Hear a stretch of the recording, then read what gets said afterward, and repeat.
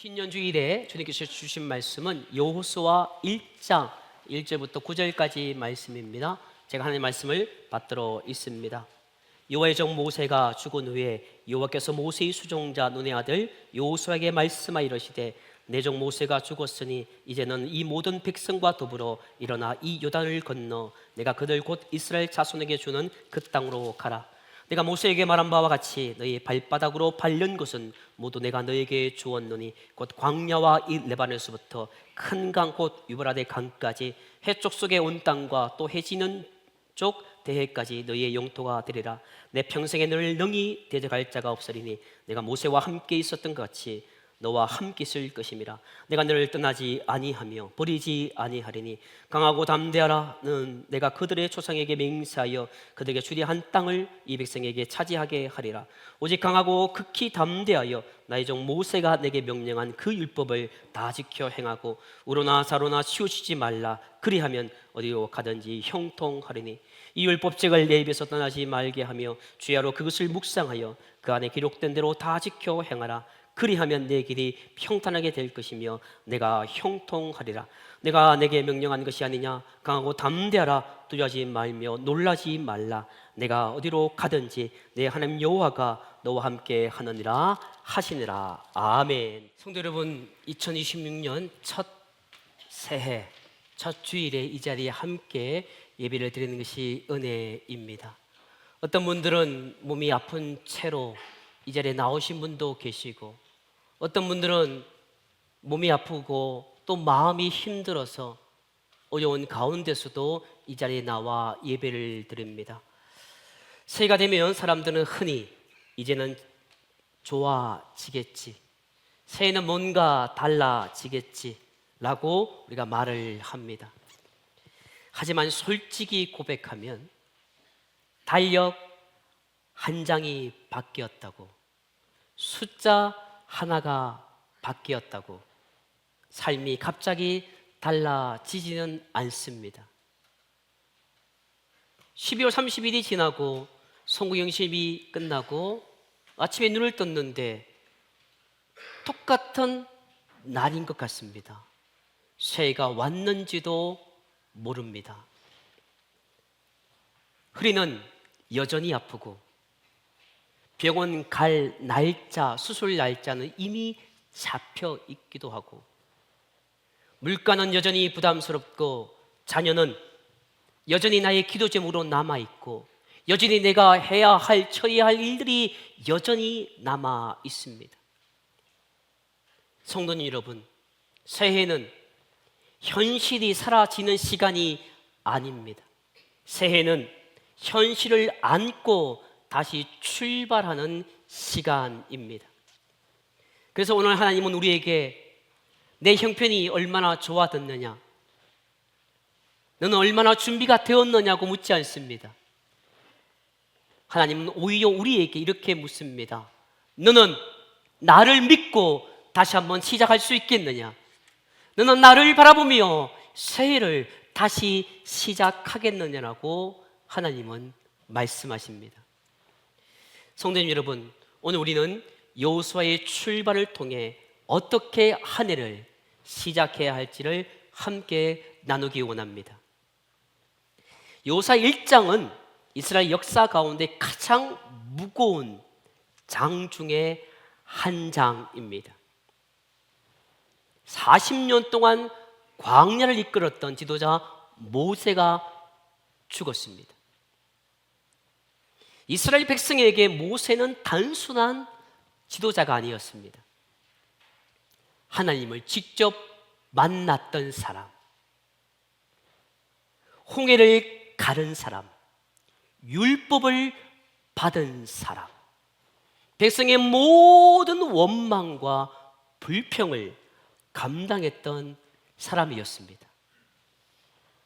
그런 모세 뒤에 서야 하는 사람이 바로 여호수아입니다. 여호수아의 마음은 어땠을까요? 사람들이 나를 모세처럼 존중할까?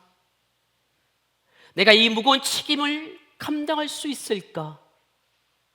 모세와 내가 얼마나 비교를 당할까? 한 번의 실수로 모든 것이 무너지는 것은 아닐까?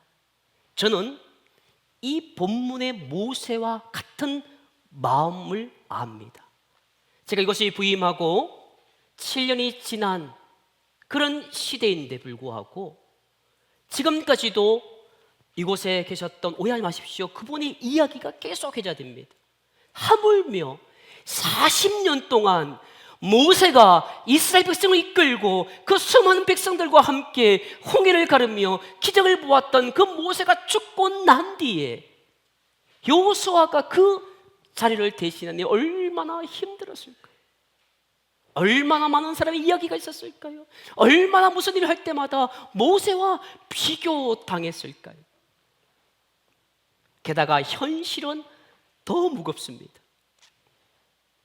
이스라엘은 아직 정착하지 못한, 물론 가나안 땅을 향해 40년 동안 걸어와서 이제 들어왔지만 아직까지 정착하지 못한 유랑민에 불과했습니다.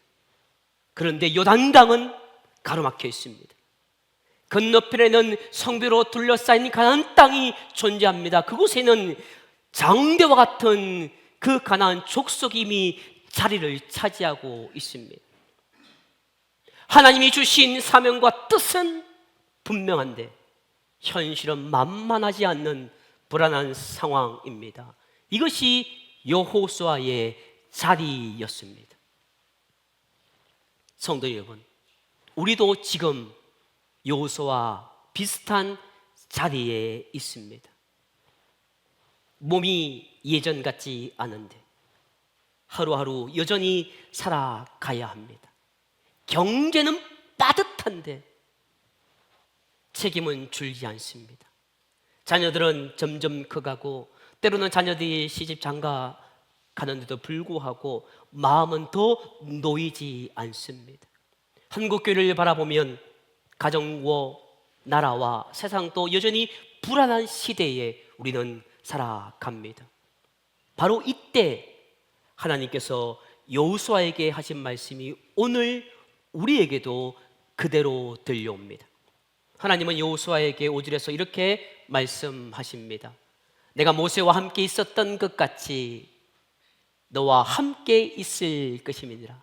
내가 너를 떠나지 아니하며 버리지 아니하리니 아멘. 성도 여러분, 이 본문에서 가장 중요한 조사 하나가 있습니다. 하나님은 여호와의 상황을 먼저 바꿔주시지 않았습니다. 하나님은 약속을 먼저 해주시고 하나님은 말씀을 주시기 전에 먼저 상황을 바꾸고 환경을 바꾸고 나고 난 뒤에 여호수아 너 열심히 성경 읽으면 이렇게 될 거야 라고 하면 좋겠지만 하나님은 여호수아의 상황을 먼저 바꿔주지 않았습니다. 문제부터 해결해 주지 않으셨습니다. 요단강은 그대로 있습니다. 여리고 성도 그대로 있습니다. 가나안 군대도 여전히 존재합니다. 더 힘든 것은 여호수아의 두려움도 사라지지 않았습니다. 그런데 하나님은 먼저 말씀을 주셨습니다. 약속을 주셨습니다. 왜 하나님께서 모든 상황을 바꿔주고 모든 문제를 해결해 주고 약속을 주시지 않았을까요? 왜 그랬을까요? 하나님의 백성은, 하나님의 자녀는 상황이 아니라, 환경이 아니라 말씀 때문에, 말씀으로 인하여 우리가 하루하루를 걷기 때문입니다. 그래서 하나님은 여호수아에게 세 가지 분명한 약속을 주십니다. 첫 번째가 내가 너와 함께 하겠다입니다. 상황이 아니라 동행을 약속해 주셨습니다. 우리는 상황이 변하기를 원합니다. 우리는 환경이 변하기를 원합니다. 그러나 가장 큰 축복은 하나님이 나와 함께 동행하는 겁니다. 에녹이 walk with God, 하나님과 동행하더니 들려 천국으로 갔다고 성경은 이야기하는 것처럼 이 세상의 가장 큰 은혜는 하나님이 나와 동행하는 것입니다.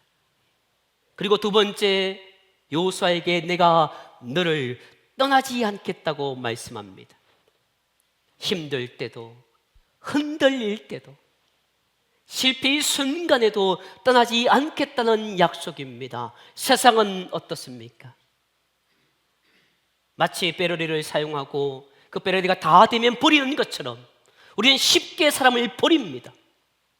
필요 없다고 나가라고 하고, 필요 없다고 우리의 존재 가치를 무시하고, 때로는 남편도, 때로는 아내도, 때로는 자식마저도, 가까운 친구마저도 우리를 버리고 우리를 떠나갑니다. 그러나 하나님은 여호수아에게 내가 너를 떠나지 않겠다고 말씀합니다. 세 번째 말씀은 내가 너를 버리지 않겠다라는 것입니다. 끝까지 책임지겠다는 하나님의 선언이었습니다. 성도님 여러분, 이 세 가지의 말씀은 여호수아만을 위한 말씀이 아닙니다. 이 세 가지 약속은 여호수아만을 위한 약속이 아니었습니다. 오늘 우리를 위한 약속입니다. 새해를 시작하며 가장 먼저 붙들어야 할 것은 새로운 계획표가 아닙니다. 우리가 붙들어야 할 것은 새로운 계획이 아닙니다. 우리가 가장 먼저 붙들어야 할 것은 이미 우리에게 주신 하나님의 약속입니다. 하나님은 여호수아에게 반복해서 말씀합니다. 강하고 담대하라. 강하고 담대하라. 강하고 담대하라. 이 말씀이 6절과 7절과 9절에서 무려 3번이나 반복됩니다.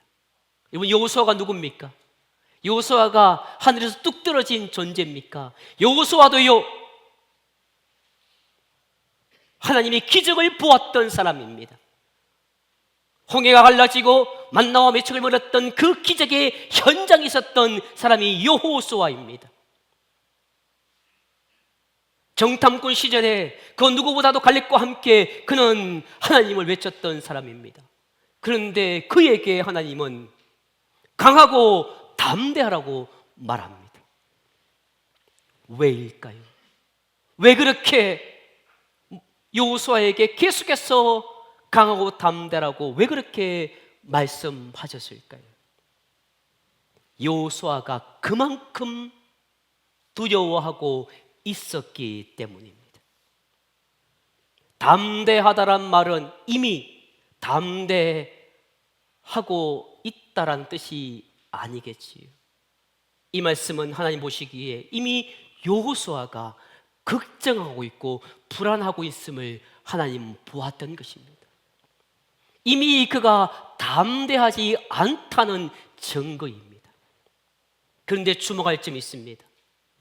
하나님은 여호수아가 어떤 사람입니까? 말씀드렸던 것처럼 정탐꾼의 가장 위대한 사람 중에 한 명입니다. 그래서 하나님은 여호수아에게 너는 정탐꾼 시절에 너의 용기를 내가 알지 않니? 너는 용감한 사람이니까 괜찮아, 잘할 수 있을 거야. 너는 능력이 있으니까 할 수가 있을 거야. 이런 말을 먼저 하지 않으셨습니다. 대신 오직 강하고 극히 담대하여 내가 내게 명령한 말씀을 지켜 행하라라고 말씀합니다. 여호수아가 지금으로 말하면 교회 안 나오는 사람이었습니까? 여호수아는 하나님 말씀을 믿었던 사람이고 위대한 능력자인데 그에게 하나님은 말씀합니다. 다시 말씀을 지켜 행하라고 말입니다. 성도님 여러분, 담대함은 마음의 용기가 아닙니다. 여러분, 번지 점프 해보셨습니까? 굳이 돈 주고 왜 하냐라고 눈노릇을 보는데, 그렇지요, 돈 주고 굳이 왜 합니까? 짚 라인 왜 탑니까? 그거는 용기가 아니지 않습니까? 이 인생도 마찬가지입니다. 여러분이 신앙생활 하면서 담대함이 여러분 있습니까? 한번 여러분이 지난 한 해, 아니 인생을 돌아보면서 나는 하나님과 함께 믿음 생활하면서 내가 영적인 리더고 내가 영적인 사람이기에 나는 한평생 담대했다라고 말할 수 있는 사람이 얼마나 될까요? 담대함은 마음의 용기가 아닙니다. 담대함은 말씀에 대한 순종에서 나옵니다.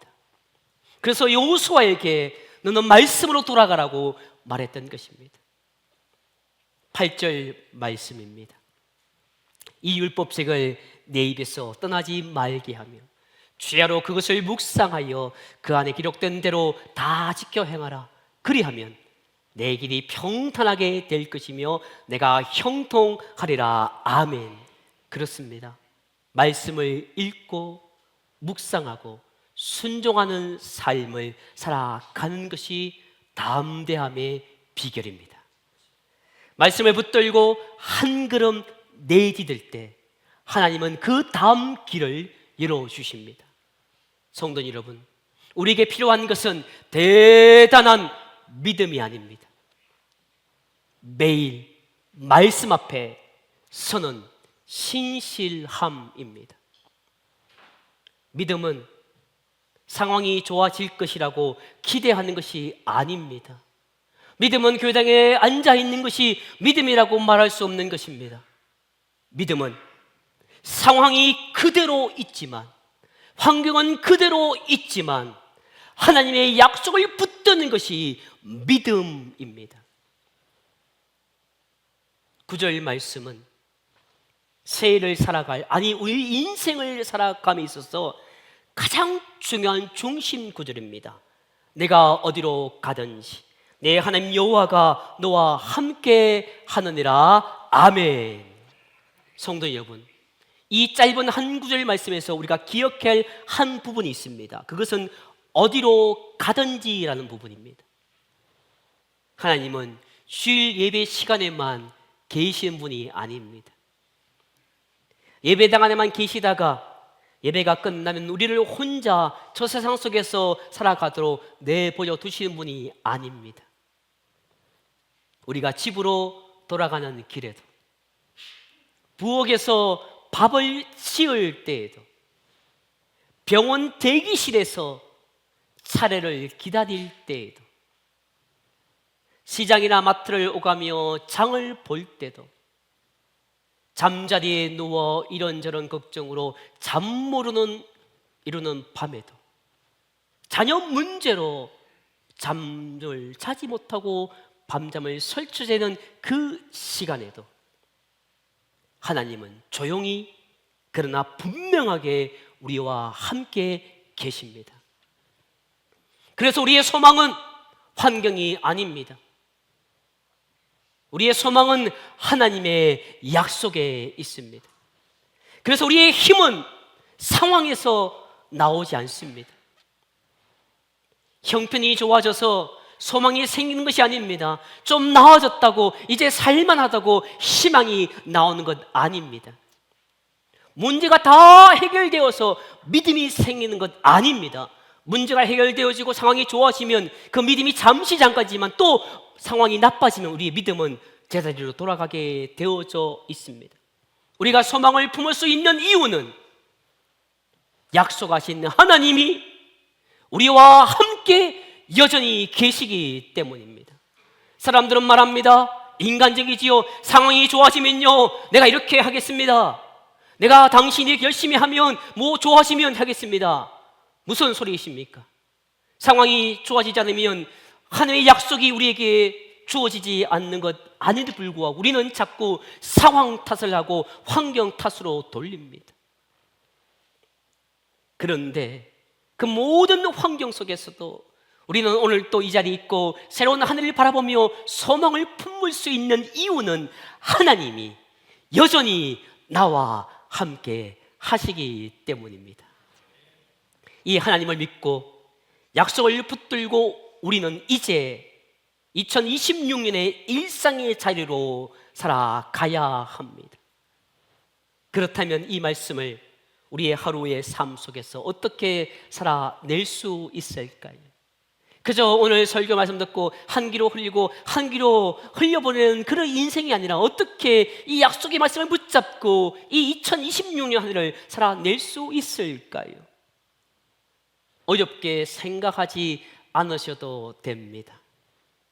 큰 결심보다 하루를 살아내는 작은 믿음이면 충분합니다. 첫째, 하루를 말씀으로 열어보십시오. 많이 읽어요 하지 않으셔도 됩니다. 한 장이 아니라 한 절이라도 좋습니다. 아침에 눈을 뜨면 짧게라도 성경을 펴놓고 하나님 오늘 저와 함께 해 주십시오. 이 한마디도 하루를 시작해 보십시오. 말씀은 하루를 단단하게 붙들어 줍니다. 두 번째입니다. 기도를 특별하게 생각하지 마십시오. 어떤 분은 그럽니다. 제가 기도를 잘 못해요. 미사오구를 잘 사용하지 못해요. 기도는 어려운 말이 아닙니다. 기도는 하나님께 속마음을 이야기하는 것입니다. 여러분, 사랑하는 친구들, 사랑하는 사람에게 미주알 고주알 잘 이야기하듯이 하나님께 속마음을 이야기하는 것입니다. 밥을 하면서도, 길을 걸어가면서도, TV를 끄고 잠자리 들기 전 하나님 오늘 또 저를 붙들어 주셔서 감사합니다. 하나님 나 이것 걱정돼요. 하나님 나 저것 걱정돼요. 하나님 나 이거 어떡해요. 이렇게 하루 중간중간 하나님께 말을 건네며 살아보십시오. 세 번째입니다. 교회 안에 머무르십시오. 우리는 혼자 신앙을 지켜내기 무척 어려운 인생을 살아갑니다.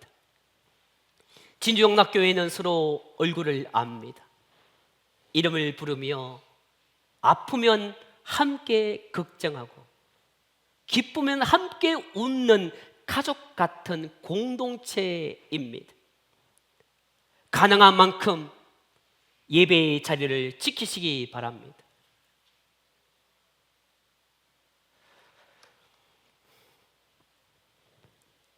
세상에서 얼마나 힘들게 살아가십니까? 정말 여러분들이 얼마나 고통하고 살아가는 거 주님이 아십니다. 그런데 말입니다, 세상 사람들 그렇게 똑같이 살아냅니다. 정말 힘들고 어려운 인생을 살아가지, 지치도록 공부하며 힘들고 어려운 시대를 살아가는 우리지만, 그러나 더 중요한 것은 그럼에도 불구하고 가능한 예배의 자리를 지키시기 바랍니다. 교회로 나오시기 바랍니다. 그래서 예배 자리를 지키시고 서로를 위해 기도하며 함께 걸어가시기를 바랍니다. 마지막 네 번째입니다. 작은 순종 하나를 정해 보십시오. 모든 것을 바꾸려 하지 않으셔도 됩니다. 우리가 어떻게 우리 자신이 한 번에 변합니까? 그럴 수 없습니다. 그러나 한 가지 말씀, 한 가지 결단이면 충분합니다. 말씀대로 한 번 더 참아내는 것,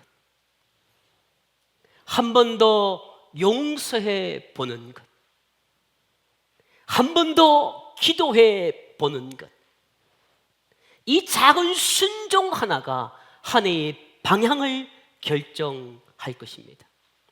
성도 여러분, 큰 믿음이 아니라 꾸준한 믿음으로, 화려한 결단이 아니라 작은 순종으로 하나님과 함께 이 한 해를 살아가시기를 바랍니다.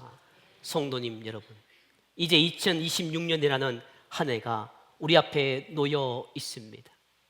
물론 인생을 살아왔던 분들은 뭐 우리가 안 살아보는 것 아니지 않느냐, 그런 의미 없는 한 해가 아닙니다. 앞으로 어떤 일이 우리를 기다리고 있을지는 아직 아무도 모릅니다. 저도 매일 긴장하며 삽니다. 이쯤 되면 긴장하지 않겠는 천만에요. 매일 긴장하며 살고 매일 주님을 바라보며 살 수밖에 없는 하늘을 살아가지요.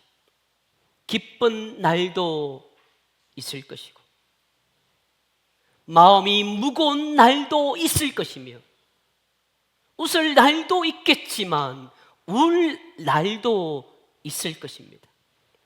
그러나 한 가지는 분명합니다.